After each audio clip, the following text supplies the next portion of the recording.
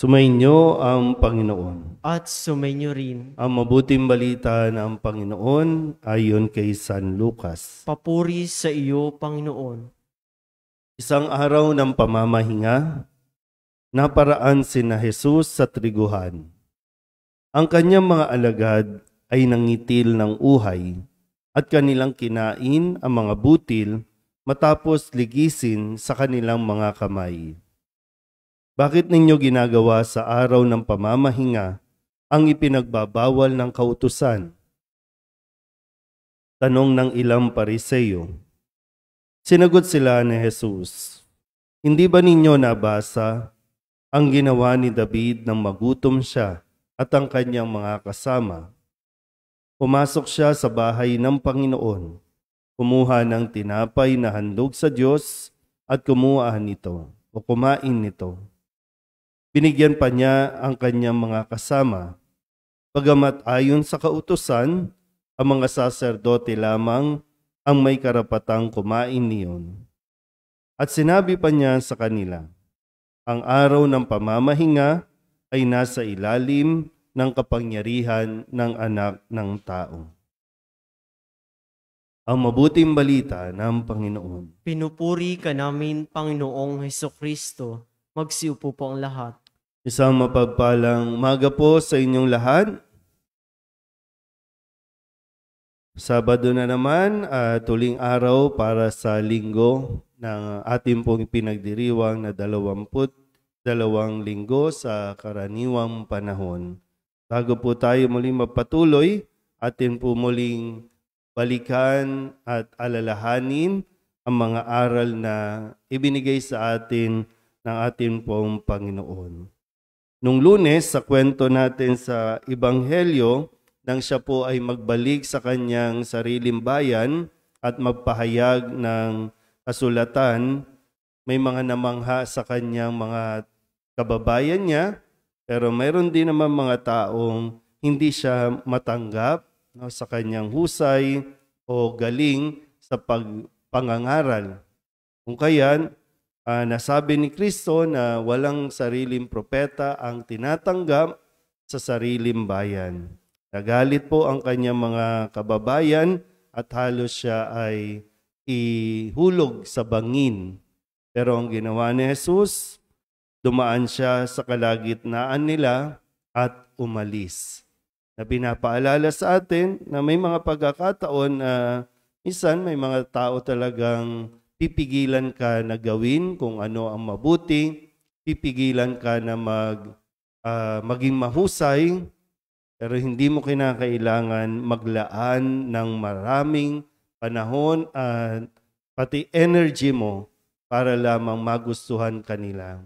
Iwanan mo, lisanin mo ang isang lugar o ang mga taong pilit kang itutumba. Nung Martes naman, sa kanyang pagpapatuloy sa ibang lugar ng kanyang pangangaral, habang siya po ay nangangaral, ay mayroong isang lalaki na sinapian ng masamang espiritu.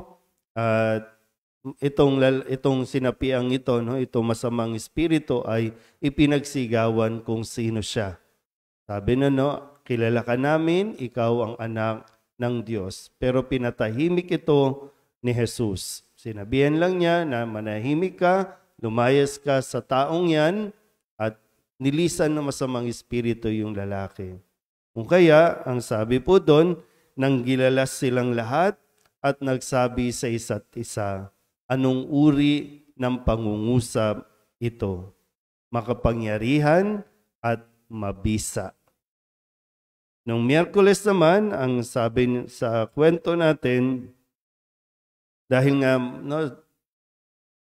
minsan yung tendency ng tao, kung sino yung nakakapagbigay o yung may pakinabang pa sila, pipigilan ka talagang umalis.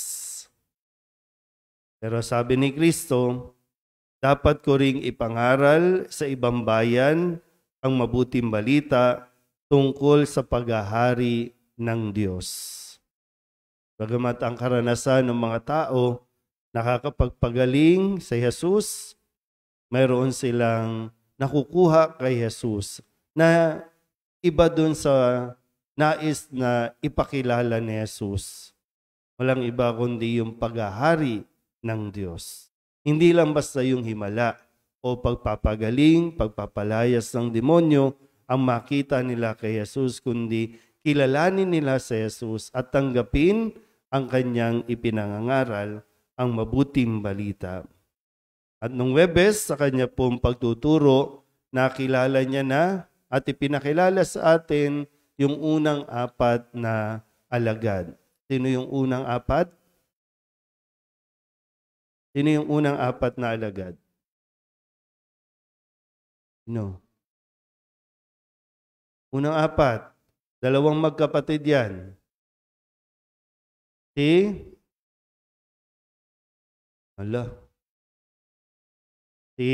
Andrew, kapatid niyang si Simon. Si Andres at si Simon. Yung isa pa magkapatid, si Juan at si Santiago. Mga mangingisda. Tapos silang makinig kasi sabi doon sa kwento, magdamag silang walang huli. Pero nung marinig nila si Jesus at nang sabihin ni Jesus na ihulog ninyo sa kabila ang lambat at makakahuli sila. At nakahuli nga na halos lumubog ang mga bangka nila sa dami ng huli. At doon nila nakilala na ito na talaga yung Mesiyas, si Kristo. Kaya sabi ni Kristo kay Simon, huwag kang matakot, mula ngayon, mamamalakaya ka ng mga tao. Kung titingnan natin o papakinggan lang natin kung saan tayo tinatawag ni Jesus, higit pa ang magagawa mo sa inaakala mo ngayon. Minsan nga iniisip natin wala tayong may kukontribute, wala tayong talent, wala tayong galing. Pero kung papakinggan mo lang sa Jesus at susundan mo sa Jesus, ipapakita niya yung higit pa sa inaakala mong magagawa mo. At kahapon, Biyernes, sa pagdiriwang natin ng kapanganakan ni Maria, kung saan siya po ay pinili na maging ina ng Diyos at ang anak na ito ay tatawaging Emmanuel, na ang kahulugay kasama natin ang Diyos.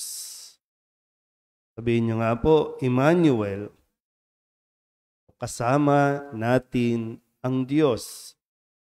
Pero sa kwento natin ngayon sa Ebanghelyo, tinatanong o kini-question ng ilang mga Pariseyo ang kanyang mga alagad kung bakit nilalabag ang kautusan.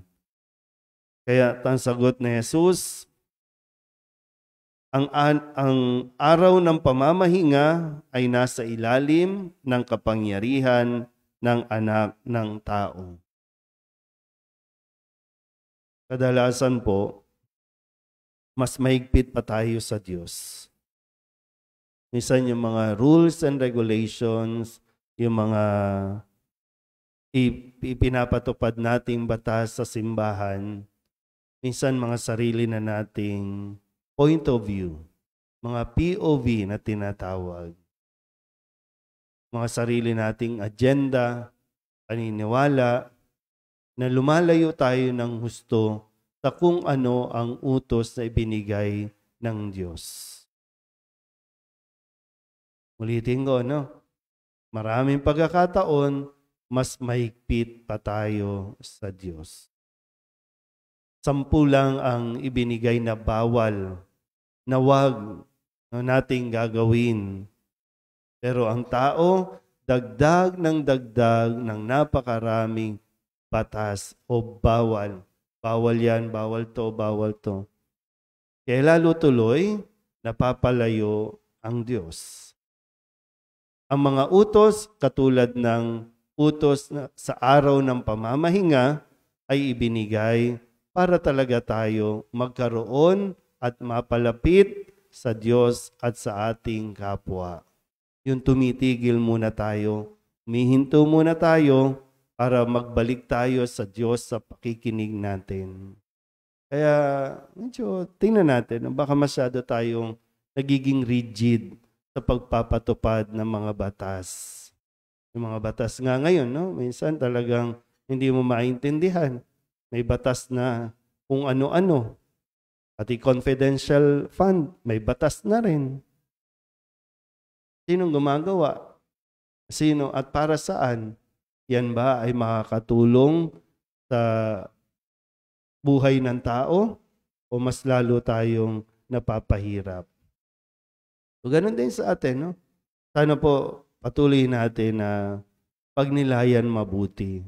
Yung basic, yung pundasyon na ibinigay ng Diyos, yun ang dapat. Kasi kung ano yung foundation, yun yung inaalis ng tao. Pero yung kagustuhan natin, hindi ko alam, no? Kung aware kayo, hindi lang sa simbahan, ang daming batas. Kaya tingnan natin mabuti ito, no? At balikan natin ulit, higit sa ano paman, kailangan natin sundin kung ano ang batas o aral, utos na binibigay sa atin ng Diyos. Amen?